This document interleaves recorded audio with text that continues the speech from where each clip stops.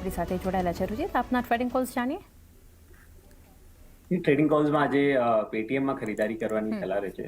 મેં જોશું તો એક સારું ગ્રેજ્યુઅલ અપમૂવ આપણને આ સ્ટોકમાં જોવા મળ્યું છે. હાઈટ ઓફ હાઈ બોટમના સ્ટ્રક્ચર બન્યા છે. એ રિસન્ટ બ્લોક ડીલ પણ થઈ હતી. બ્લોક ડીલના પછી પણ સ્ટોકમાં ફરીથી બાઇંગ ઇન્ટરેસ્ટનો હાઈ લેવલ ઉપર છે. સો અહીંયાથી અમને લાગે છે કે એક સારી મૂવ અનફોલ્ડ થઈ શકે છે. થોડા પોઝિશનલ બેસિસ માટે સ્ટોકમાં ખરીદારી કરવાની સલાહ રહેશે. કરંટ લેવલ્સથી 1550ની નીચે સ્ટોપ લોસ રાખીને અને 1700ના ટાર્ગેટ સ્ટોકમાં એક્સપેક્ટ કરવા જોઈએ.